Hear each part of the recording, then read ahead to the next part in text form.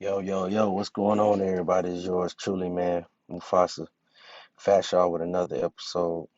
Um, how can I put this, man? Rest in power to my grandfather. Yeah. Y'all might not know this, but he's one of the many inspirations that I even do this podcast.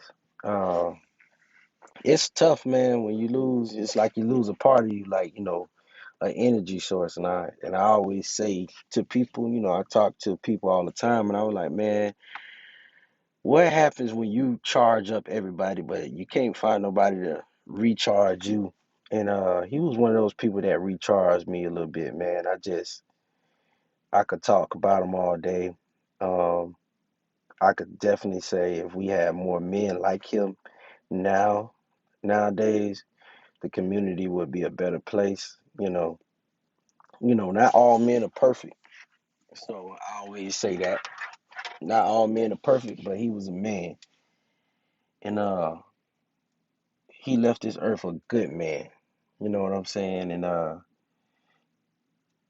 it's it's just tough, man, because I thought I'd be all right. He died of old age, and he was old, 90 years old, and I thought I could handle it because I was over there.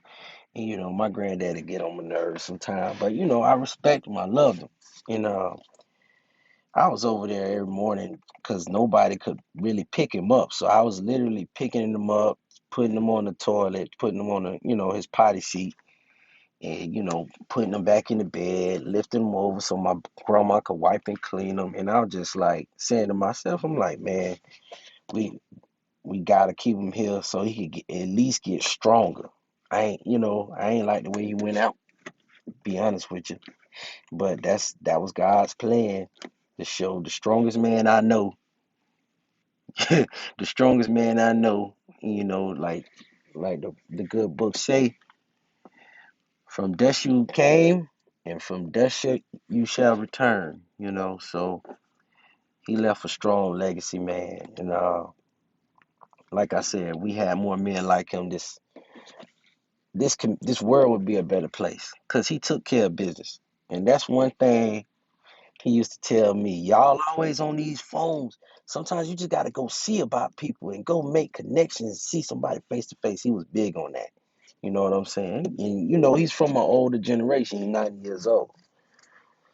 So he lived through basically a couple wars. You know what I'm saying? and he lived in a time where I like to say things were much simpler. As a black man, where he was growing up, it was, hey, you stick to your own kind and everything will be all right. And hey, he would tell me stories about how he brought his first house for $2,000, off credit and things of that nature. So he was a big businessman. And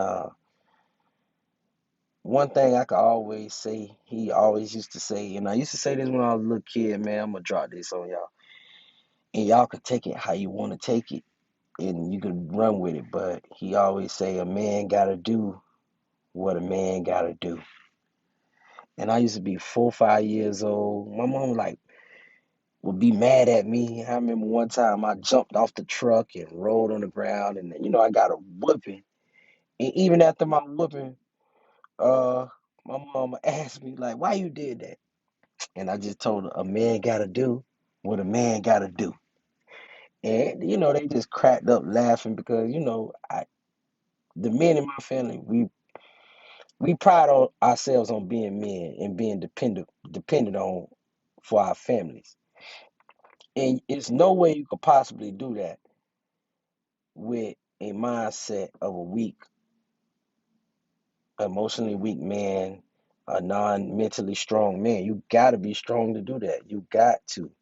And that's why I always encourage you guys to be the best versions of yourself, the most alpha version of yourself. And I always said my grandfather didn't have to say he was no alpha male. He was a family patriarch. When things went wrong and we needed advice, he always gave the best advice. And it wasn't even, sometimes it wasn't even super profound. Sometimes it was just a man got to do what a man got to do. If you put yourself in that situation, you need to get yourself out. If I can help you, I'm gonna help you. You know, and he just wanted the best for all my family and the people around him because he understood the the part of the environment that a man needs to impose his will on the environment. Even his dominance. Sometimes your dominance ain't gotta be you beating everybody up or you intimidating everybody. Sometimes your dominance comes in the form of caring about people and knowing that you want to see the best out of people. So that's what he did. You know what I'm saying? And that's what I do with my podcast. I have a um very good opportunity to reach more and help change more lives than my grandfather did, than my father did through this internet thing. I think we have to take advantage of that. So that's what I was explaining to my grandfather before he passed away. Like, that's what I do. It's what I do. I just teach men the stuff that you taught me how to be a man and doing what you got to do, man. And sometimes we got to do what we got to do. Some days it's gonna be tough. Like even when my grandfather passed, I already knew I got the kind of work I do, education. I got 206 sick days. I done went to job, heartbreaks, failures, all of that. Going through some things. We all go through some things. But sometimes it was just when he died, I felt like a part of me died. You know what I'm saying? It lived on, but it's certain things that I know I'm gonna have to really figure out because the answers he had the answer, but now I gotta figure out the answer. You know what I'm saying?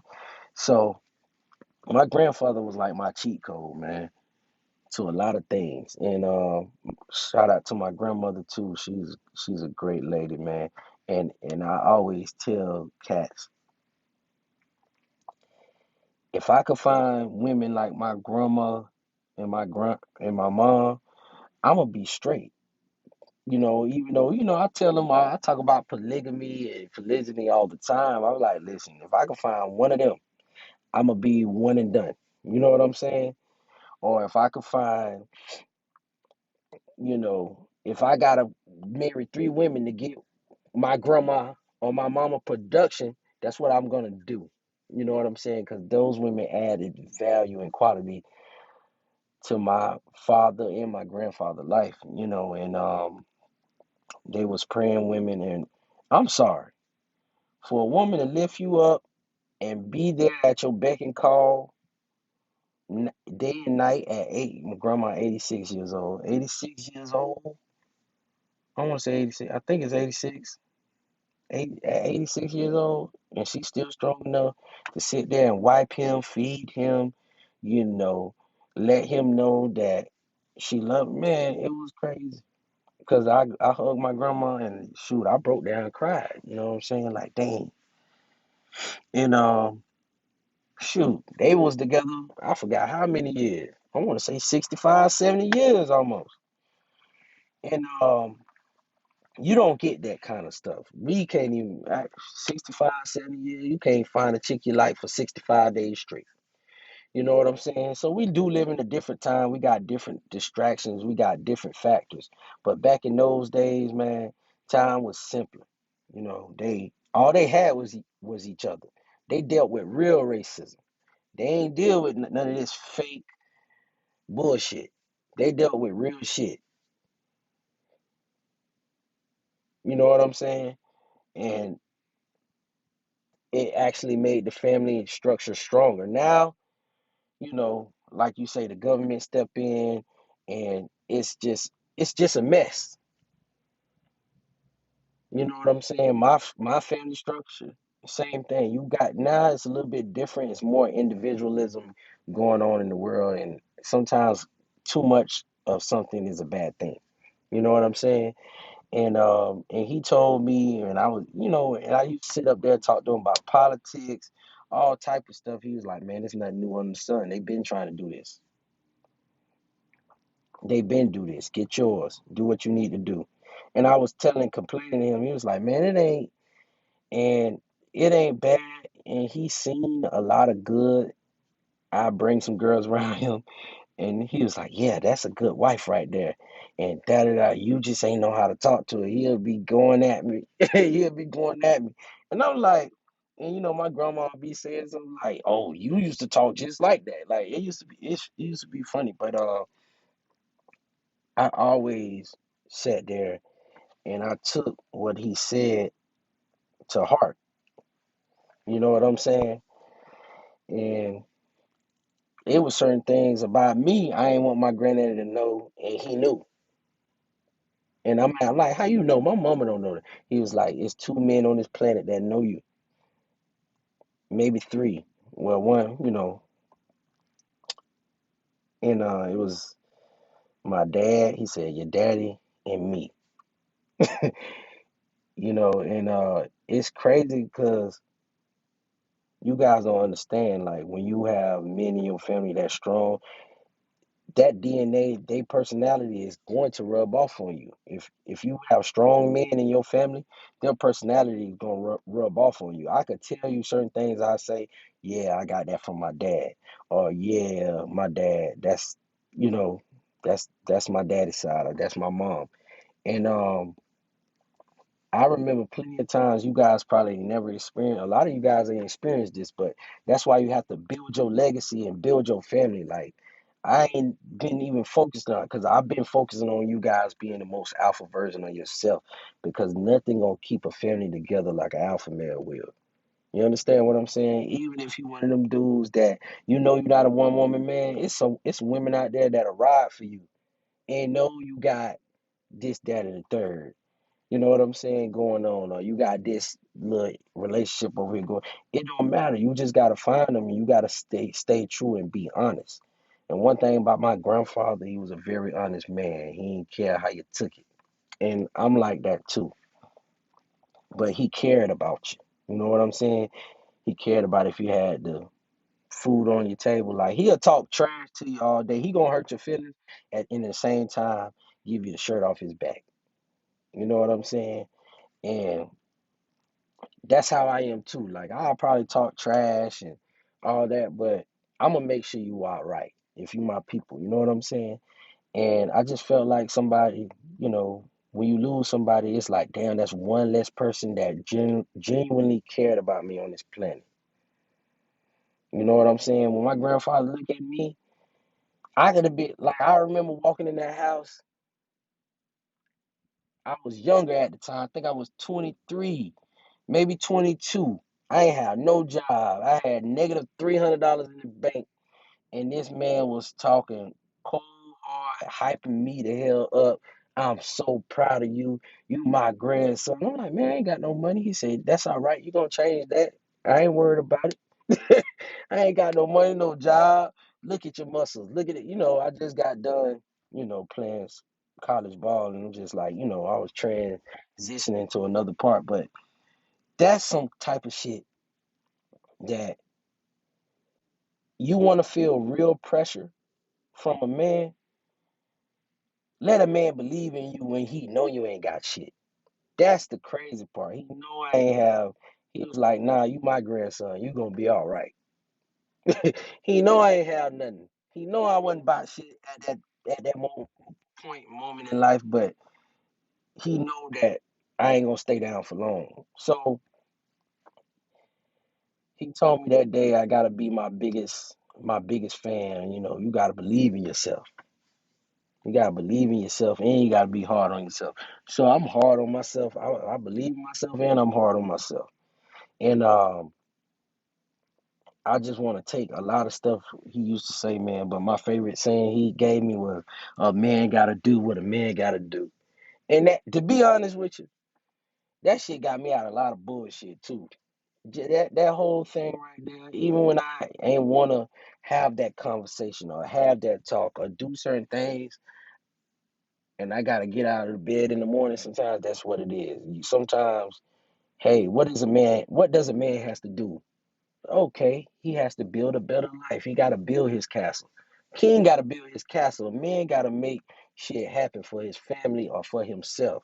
You know what I'm saying? And we lost that along the way. We so focused on doing other shit, Y'all so focused on other shit when the main thing you need to be focused on is being a man, doing what the hell you gotta do to stay a man. You know what I'm saying? Yeah, so and it's all right, to lay your head down sometimes or take a break. He said, Pops told me, hey, it's all right to take a break, long as you keep on fighting. You know, you fight, you lay down, you bleed a while, and you get back up, you fight again. That's how you roll. That's how you supposed to roll, man. And you fight, you lay down, you bleed a while, you fight again. And he was fighting. He was fighting to the day, he passed. Like he was still trying to get up. Like he couldn't move. Everybody telling him he couldn't move. He wasn't trying to hear that shit. He was trying to move. He swear he had something to do. And I remember, I think he was like 70 years old. I said, man, you 70 white and you got this money, you ain't gotta do nothing. He said, man, if I stop working, I'ma die.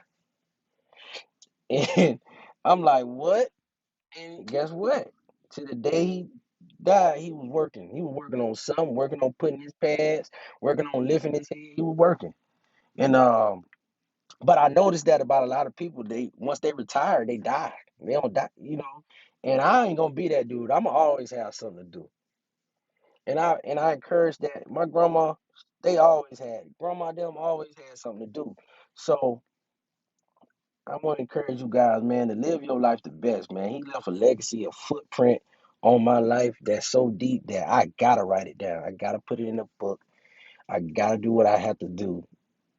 You know what I'm saying? To get to the point where I left a footprint on this planet like I was supposed to. I always say, how you gonna be the most alpha version of yourself and you don't want to copy your DNA? I know it's very dangerous game nowadays because we got the bullshit ass women and the bullshit ass system that will hang a baby over your head. But at the end of the day, man, that's a part of leaving your legacy. Because even if I were to go out right now and have 15 children, I dropped that book, I got this podcast. One thing a motherfucker can never say about me is he didn't do what he believed in. And that's one of the reasons why people deal with me and people like my podcast. Cause I live what I believe in. I practice what I preach. One of the reasons I ain't a preacher is because, hey, it's certain things that I ain't stopped doing. So I can't preach. I really own that. I'm really on that. One of the main reasons I can sit in my daddy's church to this day is because one, that's my daddy, and two, I know how this man live. I know how he live his life. And he preach what he believe in. He don't preach what he think is cool. I preach what I believe in. You know what I'm saying? I talk about what I believe in, what I'm doing. If I tell you, hey, you need to be an entrepreneur, you need to leave a legacy, I mean that shit. You need to copy yourself. You need to expand your. I believe in that. I had a consultation. Hey, I'm scared. Hey, I know what it feel like to get the wrong chick pregnant. Now you scared. Hey, a man gotta do what a man gotta do. Life go on. Now you gotta grind harder. You know what I'm saying? Hey, you made the wrong mistake. You dated the wrong girl. There's no need to kill yourself or go do something crazy. Put that gun down, man. Put that drink down. A man gotta do what a man gotta do. What's your goal? What's next? You gotta keep going. You can't get stuck on chapter 13. You gotta write chapter 15. And that's what I want you guys to leave with, man. You gotta jump on that gym, man. At the end of the day, I'm gonna keep pushing. Even if I ain't feel like doing it today, I ain't feel like making no podcast. I don't live my life based off feelings. I live my life based off what the hell I gotta do to make my future better, to make my family future better, to make my mom proud, my dad proud, my kids proud, leave my footprint on this planet as long as it's here. You know what I'm saying? Why not? you know. So, and I do this thing for you guys too. How should we, not just y'all, but we interact with women? How should we build our families? What should we worry about? A lot of y'all be worried about the dumbest shit. You know what I'm saying? And it really gets on my nerves because you're being distracted. And this coming from a person who was diagnosed with ADD a long time ago. Y'all be more distracted than me. The first thing you need to ask you, what purpose does it serve? My grandma and my granddaddy used to say that. What purpose does it serve? Oh, okay. You want to get you a tattoo? What is that gonna mean? What purpose does it serve? Okay, you finna get this pierced. What purpose does it serve? What purpose does it serve? You know? Okay, you spent all day arguing. What did it prove? Yeah. So I don't play that game. I don't play them games. I don't spend too much time on bullshit that I know that could waste time. But I do want to let you guys know, man, I appreciate you guys for always tuning in to my podcast. I'm gonna keep doing what I gotta do, like my grandfather said, what a man gotta do what a man gotta do. I might have to put that on a shirt one day. But with that being said, till next time,